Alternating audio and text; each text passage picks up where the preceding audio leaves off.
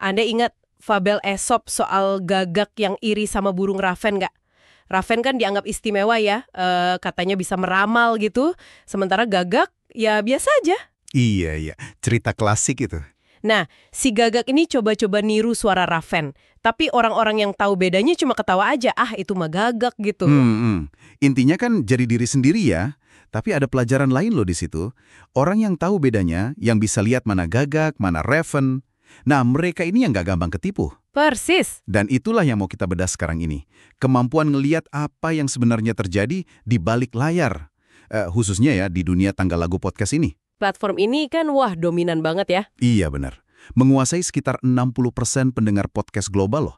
Jadi emang penting banget. Sumber kita kali ini tuh hasil investigasi mendalam soal fenomena ini. Kenapa sih ini penting? Ya karena masuk chart Apple itu bukan cuma soal gengsi doang. Betul, itu udah kayak tiket emas gitu. Bisa banget mendatangkan lonjakan pendengar baru yang luar biasa. Makanya banyak podcaster ngincer banget posisi di sana. Nah, investigasi ini berawal dari kejanggalan gitu ditemukan sama seorang podcaster yang juga jadi narasumber kita di sini. Dia ini awalnya bisa dibilang terobsesi nyatetin chart Apple tiap hari di spreadsheet. Oh, rajin banget ya? Iya. Awalnya sih wajar, ya podcast dari jaringan besar kayak NPR, Wondery, atau dari selebriti macam Joe Rogan, Tim Ferriss gitu, ya emang sering di puncak. Masuk akal lah mereka punya modal promosi kuat. Tentu. Tapi lama-lama dia mulai lihat ada yang aneh. Muncul podcast-podcast asing di top 200, nggak jelas siapa yang bikin. Iya, nggak dibuat selebriti, nggak ada dukungan brand besar, nggak ada jaringan, bahkan jejak online-nya pun nggak ada. Website, media sosial, nihil sama sekali. Aneh kan? Banget. Dan yang bikin tambah curiga nih, podcast-podcast ini seringkali udah lama tayang, ya mungkin puluhan episode gitu. Tapi rating sama ulasannya 0 besar. No, ini kan anomali banget ya di ekosistem Apple Podcasts. Iya. Kualitasnya juga seringkali, ya ampun seadanya banget, kadang malah jelek. Nah, pertanyaannya gimana caranya acara beginian bisa nyalip podcast top yang udah terkenal, kayak 99% Invisible atau Radiolab gitu. Bisa sampai posisi 50 besar loh. Polanya juga gitu-gitu terus. Muncul tiba-tiba, nongkrong di chart semingguan, terus hilang lagi. Buat podcaster lain yang berjuang secara organik, ini jelas bikin, bertanya-tanya gitu. Pasti. Nah, narasumber kita ini, kebetulan dia punya latar belakang di keamanan cyber. Jadi udah terbiasa gitu, ngelihat pola-pola aneh. Dia merasa, wah ini ada yang nggak beres nih. Terus dia coba kontak dong podcast-podcast itu. Dicoba, tanya strategi marketingnya gimana sih? Kok bisa gitu? Tapi hasilnya, Gimana? nihil. Semua pada bungkem, nggak ada yang jawab. Wah, terus dia cari berita atau artikel gitu? Dicari juga. Tapi, ya paling banter cuma nemu teori-teori aja, tanpa bukti konkret. Buntulah di awal. Oke. Tapi terus ada titik terang kan? Nah, betul. Muncul bukti pertama yang menarik banget. Ini dari eksperimen seorang produser podcast profesional, namanya Jan Prati, dari WBUR Boston. Dia ini terlibat di podcast gede, kayak Modern Love, Last Scene. Oh, orang penting nih di WBUR. Terus gimana ceritanya? Dia dapat tawaran promosi aneh gitu di LinkedIn dari orang di Bangladesh. Tawaran apa? Tawarin jasa promosi podcast cuma $5? $5? Hah? Serius? Murah banget ya? Iya kan? Nah, si John ini iseng aja. Dia coba pakai podcast pribadinya yang udah nggak aktif. Pendengarnya cuma 300-an lah. 0 rating, 0 ulasan. Udah mati suri gitu podcastnya. Dia bayar $5 via PayPal. Terus, apa yang terjadi sama podcast iseng itu? Gila, besoknya nih, podcast dia itu meroket gila-gilaan di chart kategori seni arts. Wah, sampai posisi berapa? Sampai posisi #2 di kategori seni, dan ini yang lebih gila. #55 di semua kategori nasional. Bayangin, ngalahin nama-nama besar kayak S-Town, Freakonomics, Lore. Wow, hanya dengan $5? Iya. Si promotornya itu terus nawarin paket bulanan buat nahan posisi itu, tapi John nolak lah. 3 hari kemudian ya podcastnya balik lagi, tenggelam, nggak kelihatan di chart. Nah, ini dia. Ini bukti konkret banget kan? Cuma modal $5, podcast antah berantah bisa dimanipulasi masuk chart teratas. Ini jelas bukan promosi organik. Jelas banget ini manipulasi algoritma atau ya semacam pertasan lah ya. penemuan Prati ini pasti jadi bahan bakar banget buat narasumber utama kita melanjutkan investigasinya. Banget lah. Apalagi nggak lama setelah itu, dia sendiri mulai dapat pesan-pesan serupa di LinkedIn sama Facebook dari para promotor ahli ini. Oh, jadi dia juga dikontak? Iya, dia mulai deh nyatetin detail para promotor ini. Nama, info kontak, semua jejak digitalnya dicatat di jurnal. Dan uniknya nih, semua promotor ini ngarahin dia ke akun mereka di Fiverr. Tahu kan platform pekerja lepas itu? Oh, ke Fiverr ya. Terus di Fiverr polanya sama semua gitu? Sama persis. Puluhan penjual nawarin jasa promosi podcast iTunes Top Rank. Harganya mirip-mirip. Bahasa Inggrisnya kaku kayak template gitu. Dan ada dua hal aneh yang sama. Semua akunnya baru dibuat, beberapa hari atau minggu gitu umurnya. Dan lokasinya semua di Dhaka, Bangladesh. Dhaka semua? Iya. Kenapa ya kira-kira? Nah, itu dia pertanyaannya. Kenapa semua terpusat di sana? Narasumber coba kontak langsung lewat Fiverr, tapi ya gitu, jawabannya template banget dan meles terus. Sir, saya ahli promotor podcast, order saya dan saya akan buat podcast Anda ranking teratas, gitu-gitu aja. Nggak mau ngomong banyak ya? Terus gimana? Akhirnya dia berhasil ngajak beberapa buat ngobrol via Skype. Nah, dari sini mulai kebuka dikit-dikit. Oh iya, apa yang dia dapat dari panggilan Skype itu? Panggilannya menarik-menarik sih. Ada yang ngakunya mahasiswa sosiologi di Dhaka, tapi kerja 16 jam sehari jadi promotor podcast. Gila kan? Wah, kerja keras ya? Ada lagi yang ngaku punya 1.000 lebih anggota tim di seluruh dunia, tapi pas diminta bukti, ngirimnya foto kayak suasana warnet gitu, cuma ada 3 orang cowok sama laptop. Agak meragukan lah. Kayaknya bohong ya soal tim itu. Mungkin maksudnya 1.000 Apple ID kali? Bisa jadi. Dan lucunya, semuanya kompak bilang kalau mereka belajar dari kakak atau temen. Tapi pas ditanya siapa namanya, nggak ada yang mau jawab. Katanya rahasia, udah janji nggak bakal cerita. Kelihatan banget kan ada yang ditutup-tutupi? Iya, kayak ada upaya buat nyembunyiin sumber ilmunya ya. Tapi ada satu panggilan yang jadi kunci kan? Yang akhirnya ngebongkar metodenya. Nah, betul. Panggilan ketiga ini sama promotor anonim. Pas lagi ngobrol, kedengeran tuh suara klik-klik mouse terus di latar belakang. Tek-tek-tek gitu. Oh, Lagi kerja dia. Iya. Pas ditanya, dia santai aja jawab, oh iya nih lagi promosi sekarang. Dan mungkin karena udah merasa nyaman atau gimana ya, dia akhirnya membocorkan metodenya secara rinci. wah. Nah, ini dia nih yang ditunggu-tunggu. Gimana caranya? Ternyata prosesnya itu sangat manual dan repetitif. Gini caranya. Pertama, dia login ke iTunes atau Apple Podcast pakai satu Apple ID. Oke. Kedua, dia buka halaman podcast targetnya, terus klik tombol subscribe. Subscribe. Standar ya. Terus? Nah, ini bagian pentingnya. Ketiga, dia klik tombol get di setiap episode yang ada di feed podcast itu. Nggak cuma 1 atau 2, tapi semua. Semua episode. Buat apa? Katanya ini buat nganterin download gitu. Jadi dianggap penting buat ranking sama Apple. Nggak perlu ditungguin downloadnya selesai, apalagi didengerin. Cukup klik get aja. Oh gitu. Jadi cuma simulasi aktivitas download ya? Iya. Keempat, tunggu sekitar 1 menit. Kelima, logout dari Apple ID itu. Keenam, login lagi pakai Apple ID yang baru. Terus ulangi lagi proses dari awal. Subscribe, klik get semua episode, tunggu logout. Gitu terus. Wow. Jadi intinya itu simulasi langganan dan aktivitas unduh massal pakai banyak banget akun Apple ID palsu ya. Sederhana sih kedengarannya, tapi butuh banyak akun dan kerjaan repetitif banget. Banget. Promotor itu bahkan ngaku dia punya 10.000 Apple ID. Dia nawarin daftarnya segala loh ke narasumber. 10.000?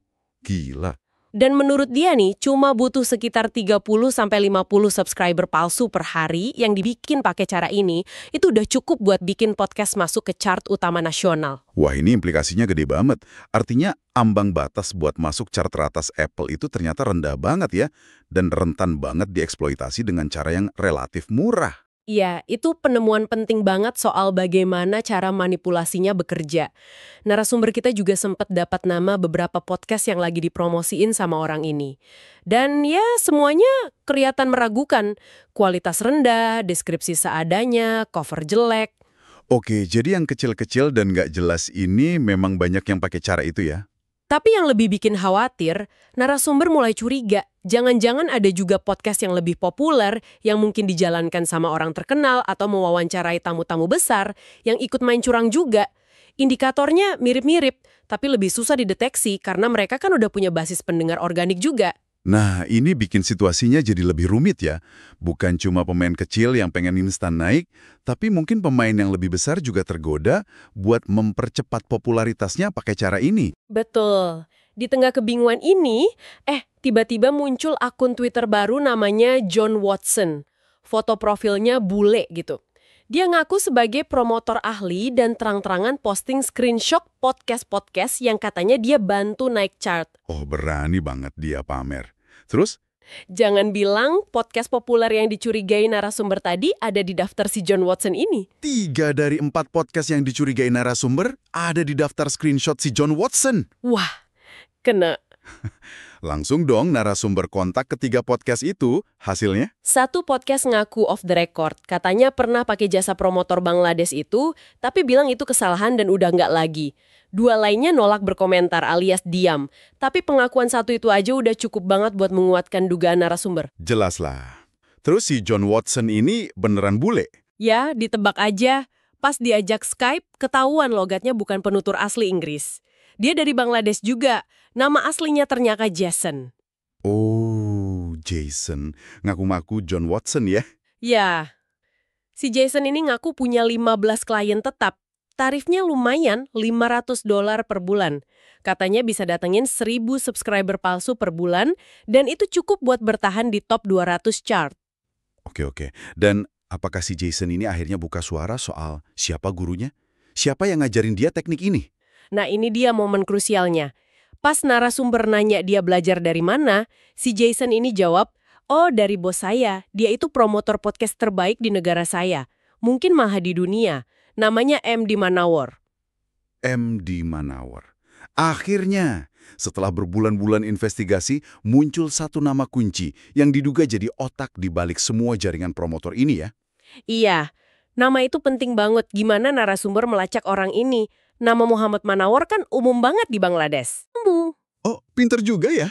Di profil Facebooknya, Manowar ini nyebutin kalau dia pendiri perusahaan bernama Podcast Secrets. Ironis banget kan, semua anak buahnya bilang metodenya rahasia, bosnya malah namain perusahaannya gitu. Haha, ya juga ya. Terus, apakah si Manowar ini ngaku pas dikontak? Proses kontaknya agak aneh dan hati-hati gitu. Ada verifikasi telepon segala macam. Nggak langsung percaya, tapi akhirnya berhasil Skype juga. Gimana kesan pertama sama Manowar ini? Bahasa Inggrisnya jauh lebih bagus dibanding promotor lain. Kedengeran lebih cerdas gitu. Tapi ceritanya penuh kontradiksi. Aneh banget. Kontradiksi gimana? Dia ngaku bukan promotor kayak anak buahnya, tapi ngakunya editor dan produser podcast. Terus dia ngaku belajar teknik promosi curang ini dari klien lain. Bukan dia yang nyiptain. Konsistensi sama cerita promotor lain yang bilang belajar dari orang lain. Oke, terus? Akun Fiverr-nya memang dia akui pernah diblokir, tapi dia bilang dia tidak menyarankan metode ini karena berisiko podcastnya bisa diblokir Apple. Dia juga ngaku udah belenting lakuin itu karena ini pekerjaan palsu, nggak kreatif, nggak memuaskan. Kayak mau cuci tangan gitu ya? Nah, itu dia. Dan yang paling aneh, dia menyangkal pernah ngajarin orang lain teknik ini. Padahal si Jason tadi jelas-jelas nyebut dia sebagai bos dan gurunya. Kan bertentangan banget. Wah, jadi Manowar ini berusaha jaga jarak ya sambil nunjukin kalau dia tahu seluk-beluknya.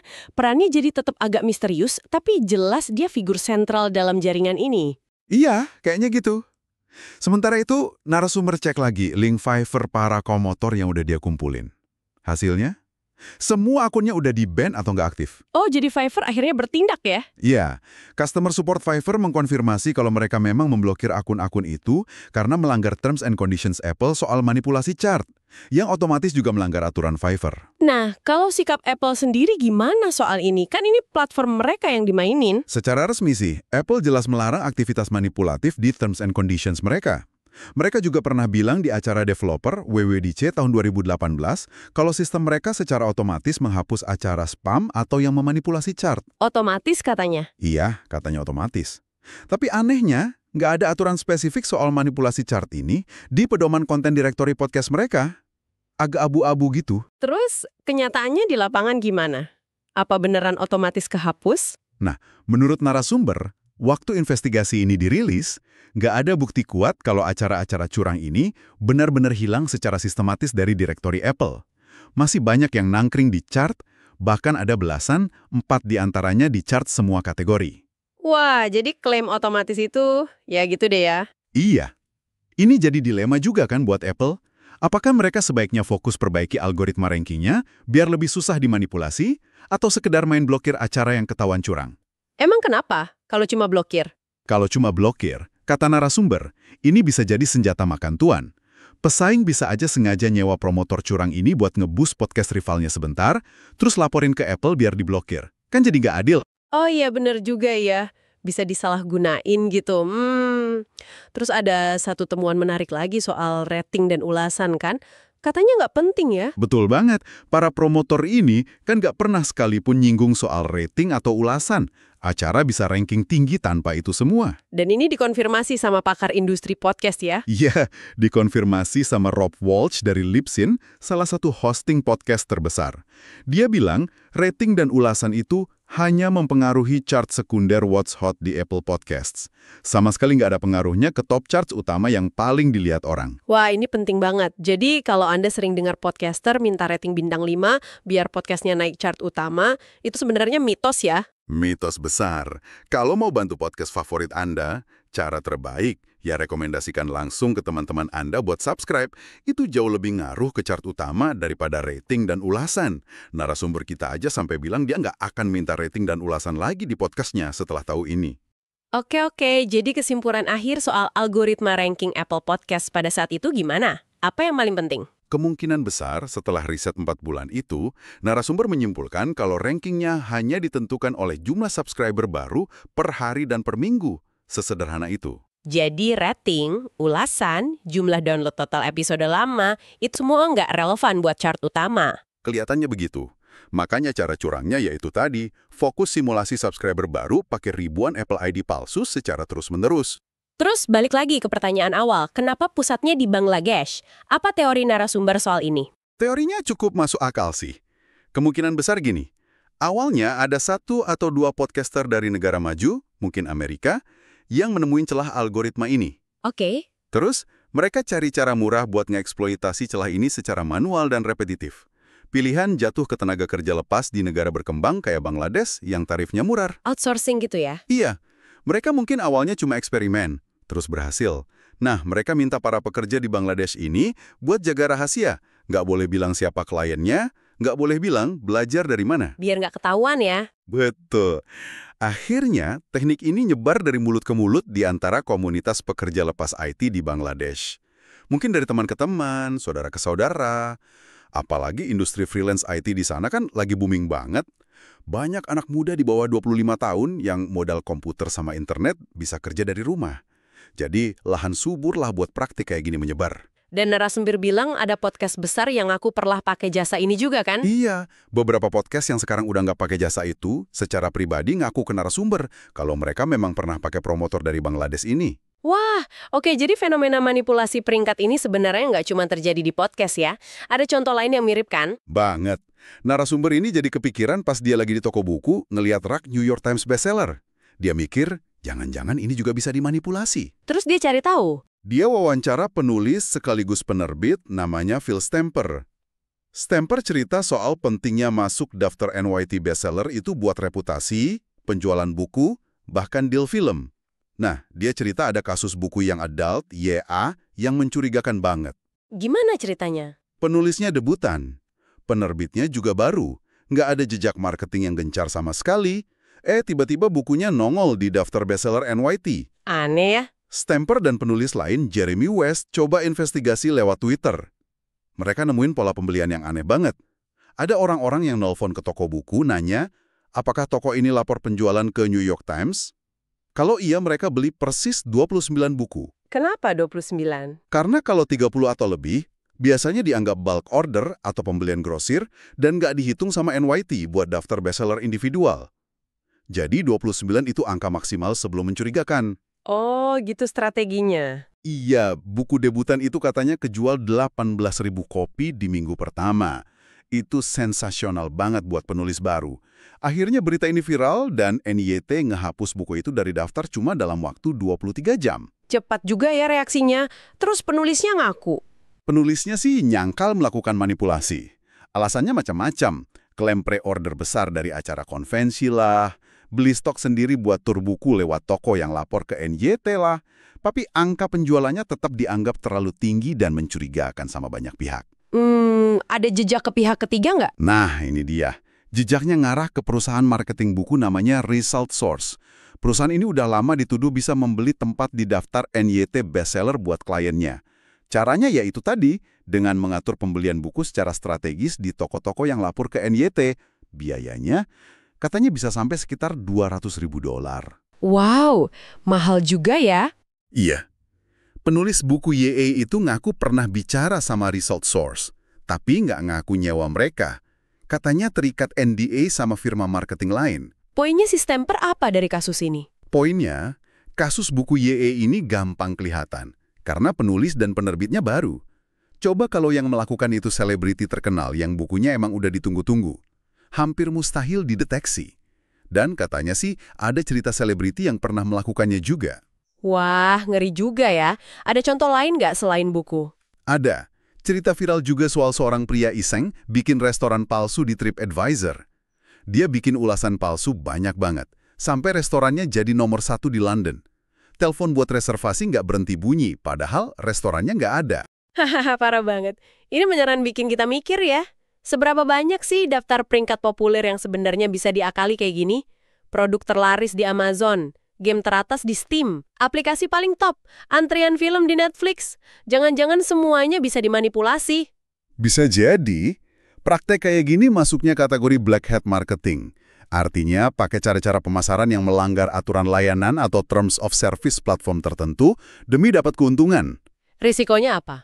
Risikonya ya akunnya atau produknya bisa diblokir sama platform itu. Tapi kadang, batas antara mana yang white hat, etis, dan black hat itu agak abu-abu ya.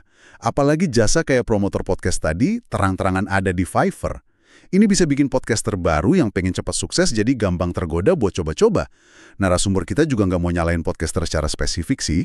Seth Godin, pakar marketing itu punya pandangan menarik soal ini kan? Iya, dia ngebahas ini di podcastnya Akimbo. Dia bilang daftar NYT bestseller itu udah terkenal korup, gampang banget dibeli posisinya. Dia perkirain mungkin 1/4 sampai 1/3 buku non-fiksi di daftar itu sebenarnya membeli jalannya ke sana.